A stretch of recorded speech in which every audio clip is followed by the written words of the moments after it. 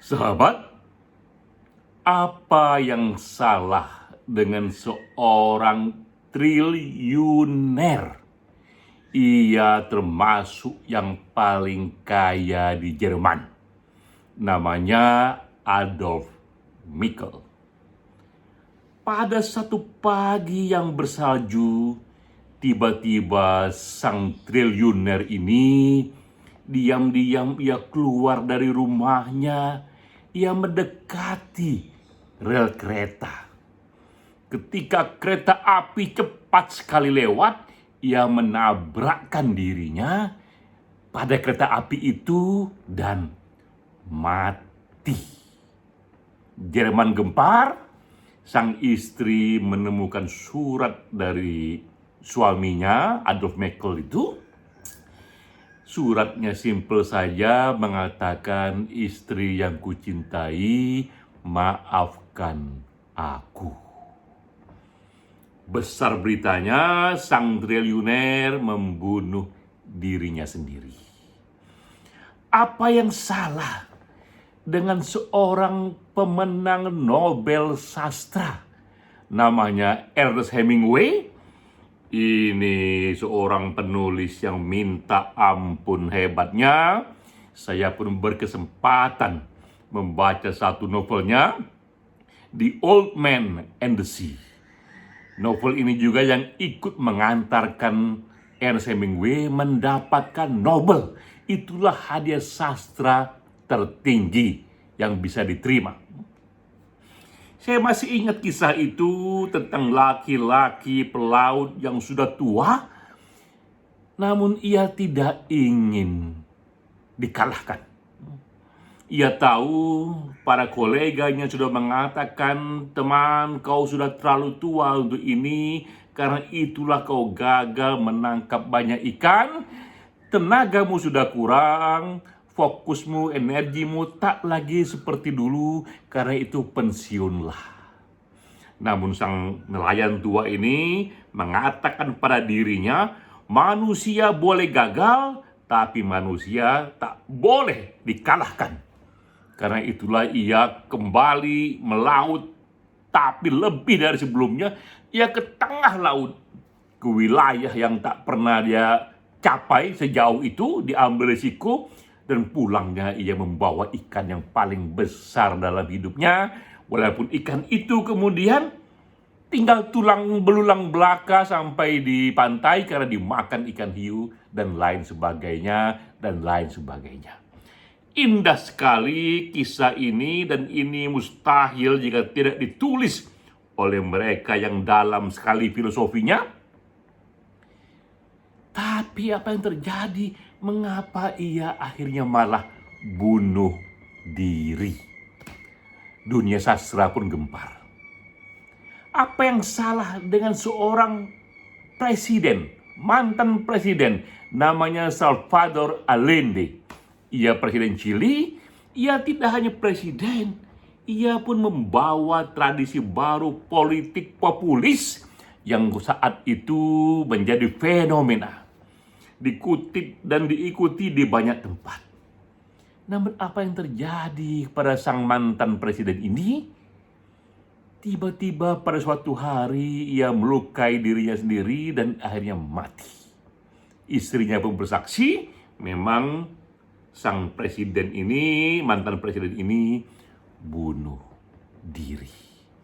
Jadi kita lihat, mengapa menjadi pengusaha triliuner tak cukup? Mengapa mendapatkan hadiah Nobel tak cukup? Mengapa menjadi presiden tak cukup? Sehingga akhirnya mereka juga bunuh diri. Pada titik inilah kita teringat seorang filsuf besar bernama Plato. Ia hidup sekitar 300 tahun sebelum Masehi, 1000 tahun sebelum lahirnya Nabi Muhammad, 300 tahun sebelum lahirnya Nabi Isa atau Yesus Kristus. Ini Aristoteles ini, seorang filsuf besar, polimet, yang begitu banyak ilmunya. Ia sudah mengatakan sejak awal bahwa kebahagiaan itu adalah tujuan tertinggi dari hidup, dan itu adalah dasar dari eksistensi manusia. Itu sudah ia katakan 2400 tahun yang lalu. Itu yang kita ingat, karena menurutnya dan saya pun menyetujui, apapun pencapaian pribadi kita, mulai dari menjadi triliuner, dapat Nobel, bahkan jadi presiden, jika kita tak bahagia, ada yang tak nyaman dalam hidup kita, jika kita tidak mendapatkan hidup yang bermakna, eksistensi kita rapuh, apapun pencapaian pribadi kita. Inilah yang saya ingat ketika membaca berita The New York Times, koran yang berpengaruh itu. Ia memberitakan tentang satu kelas happiness. Jadi kelas yang mengajarkan soal happiness ini mendapatkan mahasiswa terbanyak dalam sejarah.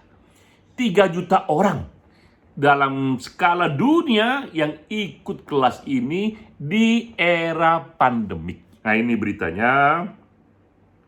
Ini dari New York Times. Ini dikatakan lebih dari 3 juta orang mengambil kelas. Apa yang kira-kira diajarkan di sana? Kita tahu ini kelas tentang happiness dan well-being, diajarkan oleh Laurie Santos, ya. Happiness and Well-being. Laurie Santos mengajarkannya di University of Yale, dan banyak sekali berita yang mempublikasi ini, ya, bahwa kelas happiness ini telah mencapai enrollment atau jumlah orang yang mendaftar yang dikatakan terbanyak dalam sejarah University of Yale yang sudah 300 tahun itu. Belum pernah sebanyak ini, apalagi sekarang ketika online itu 3 juta lebih orang di seluruh dunia yang ikut kelas ini. Mengapa happiness, mengapa well-being begitu diburu?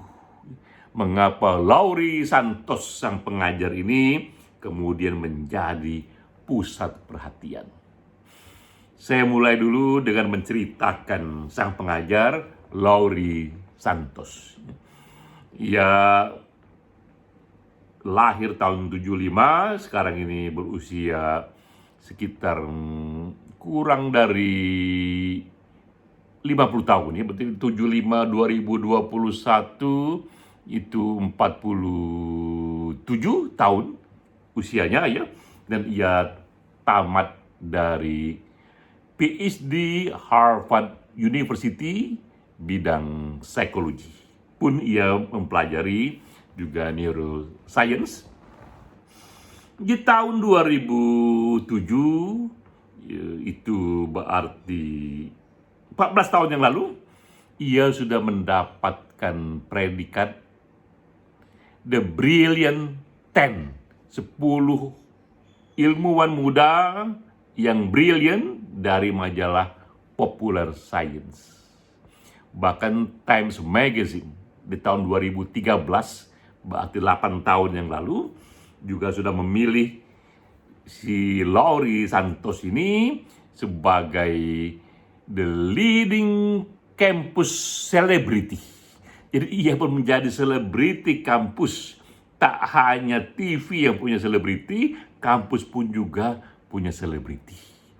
Dan ia sejak awal sudah memecahkan rekor di Yale bahwa di kelas happiness and well-being yang ia buat itu minimal 25% mahasiswa baru mendaftarkan diri pada kelasnya. Tak pernah terjadi dalam sejarah Yale itu sebanyak 25% dari mahasiswa Yale yang mendaftarkan diri untuk ikut kelasnya. Saya coba explore Laurie Santos ini, saya juga tonton kuliah-kuliahnya, saya lihat juga video-videonya. Yang menarik, ia menceritakan awal mula ia membuat kelas ini.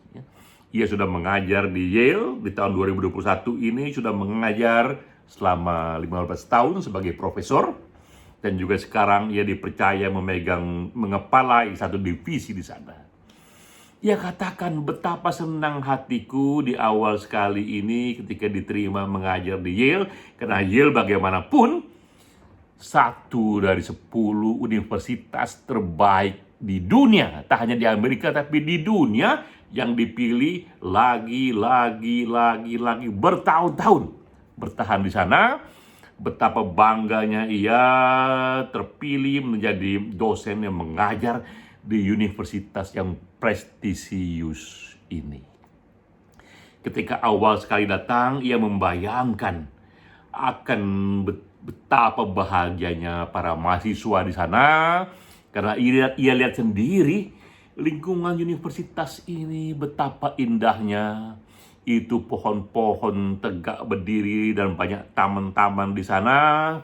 Juga tempat-tempat kafe, tempat mahasiswa menghabiskan waktu, asramanya begitu bagus. Kelas pun tertata begitu indahnya karena direvisi lagi dan lagi oleh para ahli. Ia pun menghabiskan banyak sekali waktu, tidak hanya mengajar, namun juga mendengar sendiri bagaimana kehidupan mahasiswa. Maka ia katakan, saya lebih banyak jumpa mahasiswa saya di kafe ketimbang di kelas, ya, karena saya ingin hidup bersama mereka. Yang ia kaget ketika ia membaca hasil riset dan kemudian ia aminkan hasil riset itu, bahwa yang ia dapati, kondisi psikologis mahasiswa di sana bukanlah mereka yang begitu berbahagia, antusias, yang hidupnya minta ampun, riang gemirang, tersenyum bahagia. Namun dari survei yang dilakukan, tidak hanya di Yale ternyata, tapi juga di banyak sekali universitas elit di Amerika, 60% mahasiswanya hidup dalam kondisi yang stres, depresi. Mereka merasa hidup sebagai mahasiswa di universitas elit ini tertekan hati mereka. Bahkan di atas 80% mereka merasakan ini tugas-tugas sekolah ini, lingkungan kampus ini sudah too much bagi mereka. Tak lagi mereka bisa menikmati waktu-waktu senggang pribadi yang selama ini mereka nikmati, terutama di masa-masa ketika SMA. Dan juga yang mengejutkan dari survei ini, bahkan 12% dari mahasiswa menyatakan mereka terfikir bunuh diri. Begitu kagetnya Loris Santos. Apa yang terjadi pada mereka ini, kaum cerdik pandai ini, karena mereka yang diterima di Yale ini pastilah sudah melalui saringan yang ketat sekali. Mereka tak hanya cerdas yang minta ampun cerdasnya, tapi juga datang umumnya dari ekonomi menengah ke atas, karena mahal sekali biaya kuliah di sana. Apakah gerangan yang terjadi ini manusia yang datang dari kelas menengah atas dengan kecerdasan yang tinggi, kok malah tertekan hidupnya? Mereka bukanlah tipe-tipe manusia yang susah sekali basic need-nya itu. Ini orang-orang yang sudah post-materialism, yang hidupnya sudah melampaui basic need, sudah terjamin, tapi kok masih menderita. Itulah yang kemudian memperkuat Loris Santos merumuskan pentingnya kelas mengenai well-being, mengenai good life, mengenai meaning of life, mengenai happiness. Dan ia pun memutuskan akan membuat mengenai kelas mengenai happiness, meaning of life. Sisanya adalah sejarah. Ia pun kemudian membuat sejarah, kelasnya minta ampun diburu, hingga lebih dari 3 juta mahasiswa kali ia mengajar. Dan kelasnya itu berlangsung 10 minggu dan membutuhkan waktu di total kira-kira 19 jam. Saya hanya melihat beberapa jam saja. Istimewa ya. Di era pandemik ternyata kelas tentang happiness yang paling banyak diburu di seluruh dunia, sehingga bahkan membuat sejarah. Saya ceritakan dulu konteks sosialnya. Apa yang membuat kelas happiness ini bisa mendapatkan perhatian sebanyak ini? Maka 3 hal yang ingin saya ceritakan. Ini konteks makronya. Karena konteks ini sudah matang, maka Laurie Santos bisa membuat kelas yang banyak sekali penggemarnya. Pertama, pada ilmu psikologi. Sejak tahun 70-an terjadi revolusi dalam ilmu psikologi. Sebelumnya, psikologi ini terlalu banyak mengelaborasi yang orang bilang negatif psikologi. Yang dieksplor itu adalah mengapa orang-orang ini sakit secara kejiwaan. Mengapa ada penyimpangan. Mengapa orang-orang mengalami gejala kesepian, menderita, bunuh diri. Itu yang dieksplor. Sisi negatif dari perilaku manusia. Maka lahirlah begitu banyak raksasa dalam menciptakan teori psikologi. Dari yang mulai dari behavioral science sampai pada psikoanalisis, Sigmund Freud lahir di era ini. Namun tahun 70-an terjadi revolusi, juga dimotori oleh para psikolog sendiri, bahwa saatnya yang kita eksplor tidak hanya sisi negatif manusia, tapi juga sisi positifnya. Itu mengapa manusia ini bisa bahagia? Apa yang membuat mereka bahagia? Apa yang membuat mereka itu punya meaning of life? Apakah gerangan hukum-hukum yang mengatur hati manusia? Mereka pindahkan tekanannya. Bukan mengapa manusia sakit, tapi mengapa manusia bahagia. Jadi itulah fondasi pertama yang menyebabkan kelas happiness ini kuat. Karena sudah tumbuh secara kuat sekali teori-teori positif psikologi, dibantu pula oleh neuroscience, sehingga mendapatkan fondasi yang kokoh secara keilmuan untuk memahami bagaimana manusia bisa menjadi bahagia. Revolusi kedua terjadi adalah pada metode. Metode dalam kita merumuskan hukum-hukum psikologi. Hukum-hukum yang mengatur hati manusia, apa yang membuatnya bahagia.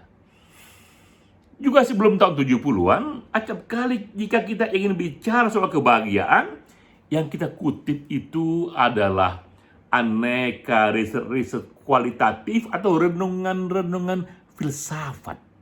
Para filsuf yang mengatakan bahagia itu adalah bla bla bla bla dan ia terjadi karena bla bla bla bla. Banyak sekali teori-teori filsuf itu, renungannya. Juga sebelumnya ada para nabi, agamawan, prinsip-prinsip agama yang mengajarkan manusia akan bahagia jika ia kerjakan A, B, C, D, C, dan lain sebagainya, sesuai dengan keyakinan mereka bahwa inilah inspirasi, prinsip yang diterima dari langit, wahyu, Tuhan, dan sebagainya. Jadi semuanya itu awalnya kebahagiaan dirumuskan berdasarkan cara berpikir kualitatif. Tahun 70-an pun terjadi revolusi dalam ilmu pengetahuan. Mereka mulai mengerjakan riset-riset yang kuantitatif, yang terukur. Mereka mulai membuat empirik studi berdasarkan banyak sekali angka-angka statistik. Sehingga akibatnya lahirlah satu formula kebahagiaan yang fondasinya secara keilmuan lebih kokoh. Karena ia tak lagi disandarkan pada renungan filsuf atau prinsip-prinsip normatif agama, namun ini hasil kolektif dari riset ilmu pengetahuan mutakhir, tak hanya di bidang positif psikologi, tak hanya di bidang neuroscience, bahkan juga ikut di sana sosiologi, politik, hingga ekonomi. Dan itu fondasi kedua yang membuat kelas happiness ini bisa subur. Fondasi ketiga pun diketahui bahwa happiness ini tidak hanya perkara individual, orang per orang belaka, ini juga perkara society, masyarakat, komunitas. Tak kurang, PBB sendiri yang akhirnya mengubah cara mengukur kemajuan sebuah negara. Semua negara sekarang diatur, setiap negara diukur maju tidaknya tidak lagi sekedar angka-angka ekonomi. Bahkan juga tidak lagi sekedar dari level pendidikan, usia pendidikan yang dianjurkan di negara itu, juga tidak lagi hanya dari tingkat kesehatan warga negaranya, dan kita tahu ekonomi, pendidikan, kesehatan itu sangat penting sekali. Tapi PBB pun berkesimpulan, ini lembaga internasional, penting juga kita menghitung kebahagiaan warga negara. Karena itulah dirumuskanlah itu World Happiness Index. Sudah lebih dari 3 tahun, indeks inilah yang dikerjakan, yang diterapkan oleh PBB untuk mengukur kemajuan di 197 negara di dunia.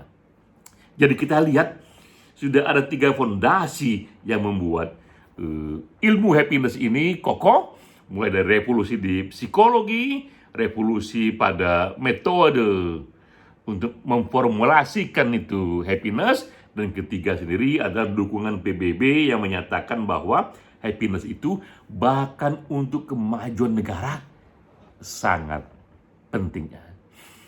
Jadi sahabat, itulah background mengapa penting bagi kita untuk pula mengeksplor bagaimana hidup berbahagia itu. Karena itulah fondasinya. Capailah dulu rasa bahagia itu, capailah dulu meaning of life itu, maka marilah kita jika menjadi sastrawan, tapi sastrawan yang berbahagia, jika menjadi ilmuwan yang berbahagia, menjadi pengusaha yang berbahagia, bahkan mau menjadi politisi pun, politisi yang berbahagia. Karena bahagia itulah dasar dari eksistensi manusia. Sudah banyak sekali buku-buku yang ditulis soal ini. Saya pun membuat buku 4 tahun yang lalu.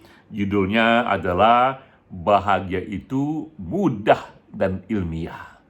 Ini semacam satu akumulasi dari riset 30 tahun di dunia positif psikologi dan neuroscience. Dan saya rumuskan dalam teori saya sendiri formula untuk bahagia itu 3P plus 2S, yaitu pentingnya personal relationship, pentingnya positivity, pentingnya passion, dan 2S itu pentingnya small winning dan pentingnya spiritual blue diamond. Saya tuliskan itu dalam buku saya, Bahagia Itu Mudah dan Ilmiah, dan banyak sekali pula saya kutip di sana aneka renungan-renungan dari Jalaluddin Rumi. Sahabat, ini video saya yang ke-9 di hari ke-9 Working From Home Jilid 2, tanggal 3 Juli hingga 20 Juli 2021. Saya Denny J.A. Ini sengaja direkam hanya dengan handphone sederhana saja, hanya untuk kita sharing pengalaman bahwa dengan badan terkurung di rumah pun, hanya punya 1 handphone, tapi kita sudah bisa ikut merekam kerja-kerja kreatif kita untuk kembali kita publikasi, kita sharing kepada publik luas. Salam.